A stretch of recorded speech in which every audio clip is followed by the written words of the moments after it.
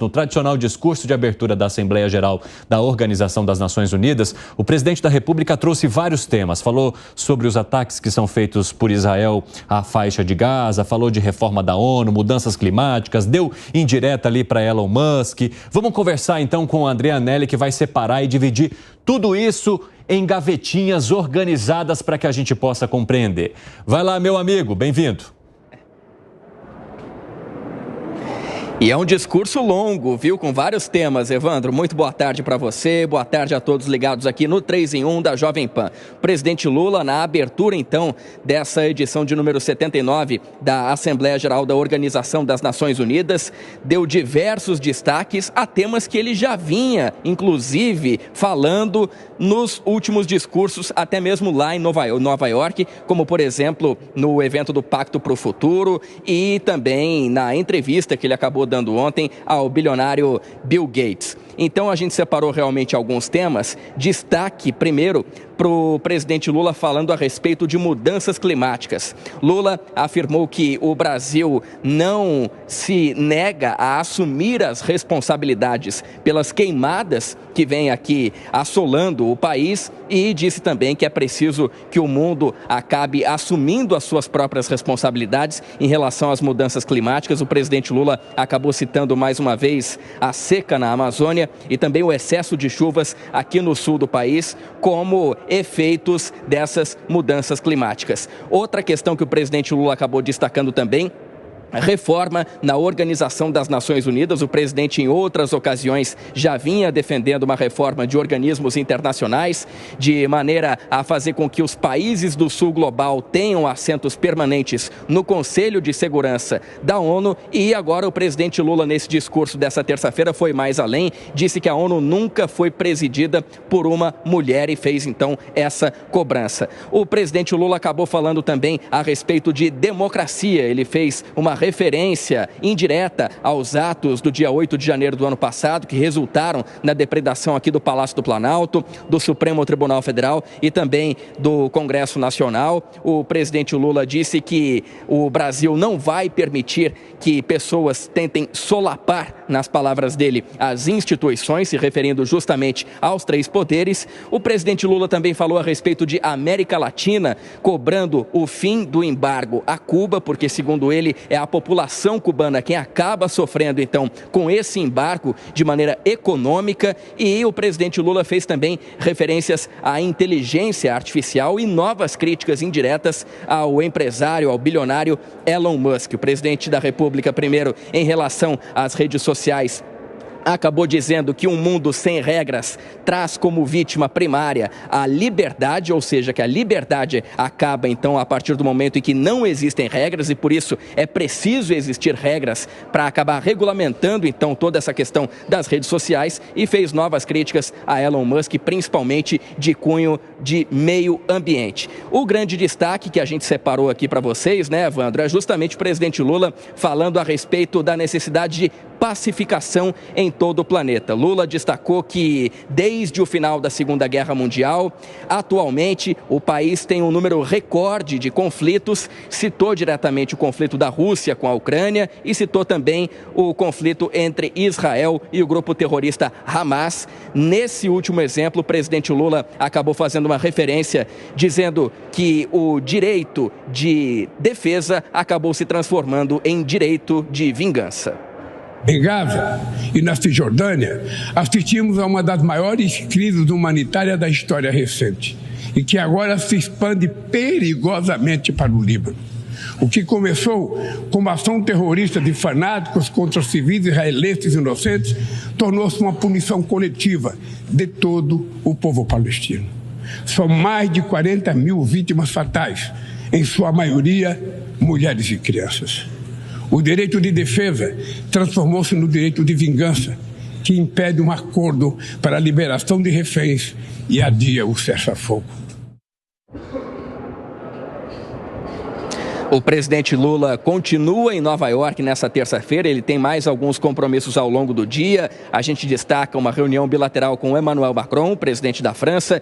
Também reunião com o presidente de governo da Espanha, Pedro Sánchez. E o retorno do presidente Lula aqui ao Brasil está previsto para amanhã, essa quarta-feira. E nessas agendas, então, que ele ainda tem no dia de hoje, o destaque deve ser justamente para esses temas envolvendo pacificação mundial, também mudanças climáticas e combate à fome e à miséria. Evandro.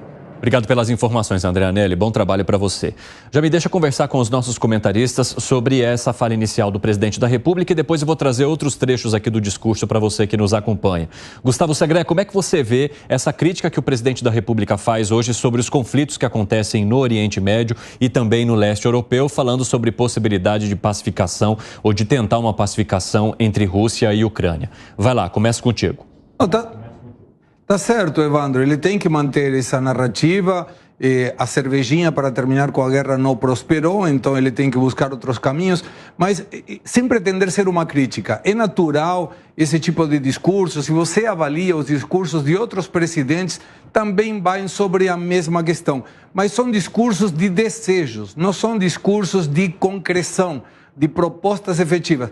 Temos que parar a guerra, sim, todo mundo sabe que temos que melhorar o combate com a fome, já todo mundo sabe. Mas quando ele fala Brasil assume a responsabilidade, não é Brasil, é o governo dele que deve assumir a responsabilidade. Brasil é feito por todos nós e nós não temos responsabilidades executivas nem nessa questão ambiental, nem em outras, que são uma ingerência e responsabilidade do governo. Então, é válido o discurso do presidente, mas não vai mudar absolutamente nada da realidade, nem da Rússia com a Ucrânia, nem de Israel com Hamas e agora com Hezbollah. O que você acha, Piperno?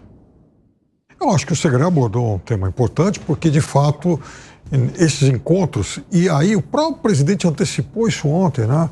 Esses encontros têm ocorrido em um ambiente de uma ONU cada vez, infelizmente, cada vez menos relevante. Essa é uma outra realidade. Então, quando o Lula fala, por exemplo, sobre Israel, e hoje aconteceu um detalhe muito curioso nesses discursos dele, ele foi muito aplaudido pela maior parte da audiência, mas os representantes de Israel e Ucrânia não fizeram, mas não moveram um músculo. Aliás, o presidente Zelensky estava lá.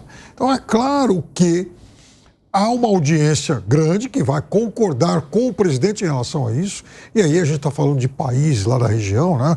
Isso no que se refere ao conflito entre Israel e também o Hamas, Israel e os palestinos. Agora, na questão da Ucrânia, veja, o presidente, ele chegou a Nova York, de certa forma, levando um aval da Rússia, que na semana passada, inclusive, manifestou o desejo de que Brasil e China participem das negociações de paz, porque aí o Lula disse um negócio importante hoje, que essas guerras, elas apontam que claramente não vai haver, um vencedor, que todos os lados estão chegando à exaustão. Não se discute aqui que essa guerra ela tem um lado invasor. A Rússia invadiu a Ucrânia. Por mais que a gente possa questionar aí atos da Ucrânia e também da OTAN no período pré-guerra, o fato é que a Rússia atravessou a fronteira e a Rússia atacou a OTAN. Mas quando o presidente fala que não há solução no campo militar, porque essa guerra chegou a um impasse e ela precisa terminar também por isso, é óbvio que ele também vem trazendo uma manifestação da Rússia para essa mesa de negociação. Que foi, Gani? Olha, eu concordo com o Segré também, em partes aqui com o Piperno, principalmente que é um discurso protocolar, é uma carta de desejos e não vai ter mudança efetiva na prática. Em relação ao que o Piperno trouxe, do papel menor da ONU, é verdade. Se a gente lembrar, por exemplo, guerra entre Estados Unidos e Iraque, quando os Estados Unidos invadem o Iraque, bombardeiam o Iraque ali no ano, se eu não me engano, de 2003, a ONU foi contra. E os Estados Unidos não deram bola e atacaram do mesmo jeito. Rússia e Ucrânia, a ONU foi contra. A Rússia não deu bola e atacou do mesmo jeito. Cessar fogo na faixa de Gaza, né? A ONU dando também, de novo, sinais para... sinais não, né? Claramente colocando ali um cessar-fogo na faixa de Gaza. Israel também continuou. Então, veja, a ONU vai perdendo a sua relevância na intermediação de conflitos geopolíticos. Em relação à resolução desses conflitos, talvez, e aí concordo com o Piperno, que esteja um pouco mais próximo de uma solução seja a Rússia e a Ucrânia, porque a Rússia já manifestou este desejo. Agora, é claro que o cessar-fogo ali na região da Ucrânia e principalmente do Donbass vai se dar com a autonomia da região leste da Ucrânia, da região do Donbass, para a Rússia, né? Essa negociação, à medida que a guerra se estendeu aí por 2 anos...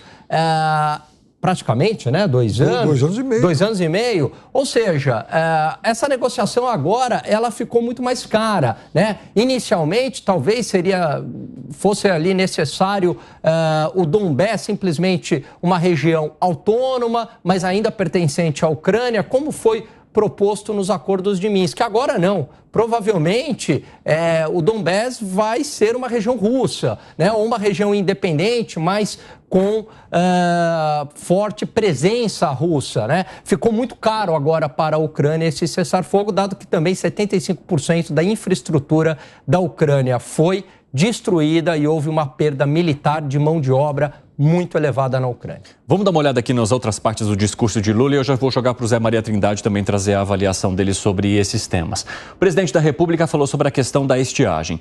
Meu governo não terceiriza a responsabilidade nem abdica da sua soberania. Já fizemos muito, mas sabemos que é preciso fazer muito mais. Como é que você avalia essa fala do presidente da República, hein, seu Zé Maria Trindade? Tem verdade aqui no que ele diz? Ele está dando explicações, né? O governo brasileiro está sendo cobrado. As notícias que saem daqui é de um país em chamas, e com razão. 60% do território coberto de fumaça. São as maiores queimadas aí da história de várias regiões, inclusive esse bioma sensível e um dos mais importantes, que é o Pantanal Mato Grossense, né? E, além disso, a própria Amazônia, uma das maiores queimadas de todos os tempos. Então, ele está dando uma explicação. Nesse discurso aí, ele procurou dar sinais, dar mensagens, tanto internamente aqui no Brasil, como externamente, falando para fora. E destilou ali aquela raiva de Netanyahu, que convidou o ex-presidente Jair Bolsonaro, e não a ele, né? Ali já ficou uma diferença política muito grande. E eu previa essa situação de Israel, de quase isolamento, perdendo inclusive aliados históricos, como os Estados Unidos, que já não apoiam integralmente Israel. Por quê? Porque está perdendo a guerra das comunicações. Veja bem, o Hamas entrou no território israelense, sequestrou, matou, estuprou, isso já está comprovado, né? Matou jovens numa rave e depois fugiu. Israel vai atrás deles e Israel agora que é o mal, que é o algoz, né? Todos se esquecem porque é a famosa guerra de comunicação. Tive a oportunidade de conversar com comandantes militares aqui sobre essa nova situação. E eles dizendo que o Brasil está se especializando e preparando também sobre isso. O Hamas tem uma bomba de retardo muito importante, que é a guerra. Imagens. As imagens, a guerra sangra. A guerra é cruel mesmo. E o Hamas tem isso.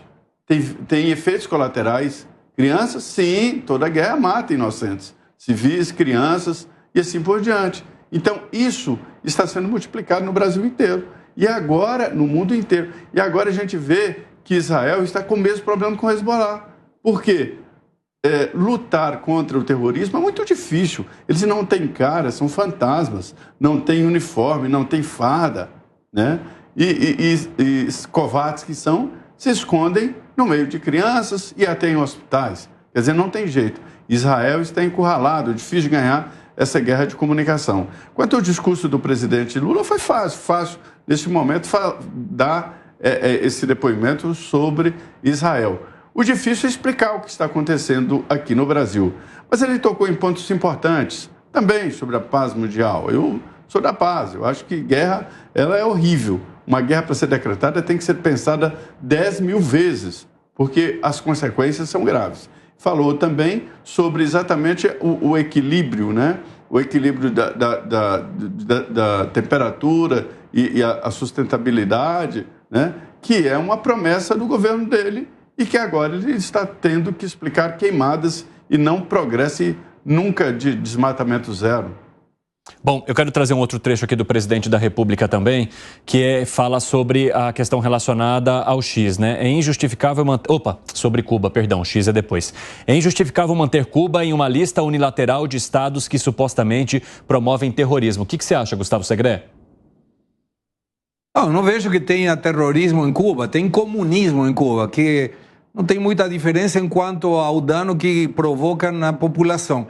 Quando a gente observa Cuba como está hoje, é difícil você poder linkar que a culpa disso é o isolamento de Cuba pelas sanções econômicas.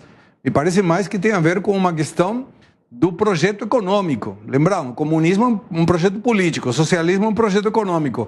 Quando você junta os dois, dá um desastre. E esse desastre chama Cuba. Por isso que os cubanos querem ir embora, não querem voltar para Cuba, até não resolver isso.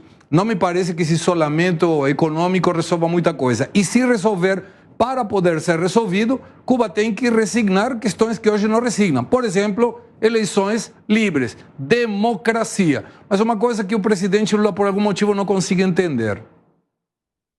Vamos lá para a próxima, agora falar um pouquinho sobre X. Traz a próxima frase aí do presidente da República. O futuro de nossa região passa, sobretudo, por construir um Estado sustentável, eficiente, inclusivo, que enfrente toda forma de discriminação, que não se intimida ante indivíduos, corporação ou plataformas digitais que se julgam acima da lei. Espetada ali em Elon Musk, hein, Alan Gani? Espetou Elon Musk. Agora, eu queria ver essa coerência do presidente ao falar também da Suprema Corte no Brasil. Também a Suprema Corte brasileira não está acima da lei. E aqui não é o Alan que está falando, mas vários juristas renomados têm feito críticas pela maneira pela qual a Suprema Corte tem conduzido processos, acusações vagas, inquéritos perpétuos, indefinidos, sem dia e hora para terminar, com acusações vagas e abstratas, discurso de ódio, desinformação. Isso não está no ordenamento jurídico, quando muitas vezes nem tem uma acusação, um perfil, ele é suspenso sem você saber exatamente o motivo. Sem contar que a gente tem também, muitas vezes, o juiz, a vítima, o legislador, o acusador, o investigador na mesma figura, o que também não está correto. Portanto, eu gostaria também de ver essas críticas do presidente, não só em relação ao bilionário Elon Musk, mas também à Suprema Corte brasileira. Concorda, Piperno? Eu acho que o presidente Lula, ele, como não é exatamente um jurista, e como ele tem boa relação com a Suprema Corte, e certamente ele é também alvo aí o governo dele, o país todo, né, alvo de alguns ataques lá do Musk, não tem por que o presidente atirar contra a Suprema Corte. Até porque, por mais que se contestem algumas decisões, eu duvido que ao longo do tempo o presidente tenha apoiado todas as decisões da Suprema Corte. Não cabe a nenhum de nós desobedecê-las. Principalmente para quem chega de fora achando que pode fazer o que bem entende aqui. Então, por mais que eu não concorde com todas as decisões, e falei inclusive daquela de punir, de multar a Starlink, por quê? Porque faz parte, do mesmo grupo, porque tem contas aí supostamente coligadas aí ao X. Para mim, aquilo realmente extrapolou o objeto central, que era a ação contra o X. Por mais que eu discorde disso, o fato é que não cabe a ninguém, antes de que antes de que essa decisão, para mim, abusiva, ocorresse, algum tipo de desobediência civil. Eu não concordo com a decisão da Suprema Corte do Brasil, então não vou cumpri-la. Não pode ser assim, tanto que está cumprindo agora. Está cumprindo agora quando percebeu que haveria, sim, haveria uma resistência. Então, veja, nesse sentido, eu acho que cabe, sim, a crítica do presidente da República, que, vejam só, não é inimigo de todos os bilionários, como alguém imagina. Ontem mesmo ele foi receber um prêmio lá lá na fundação do Bill Gates, né?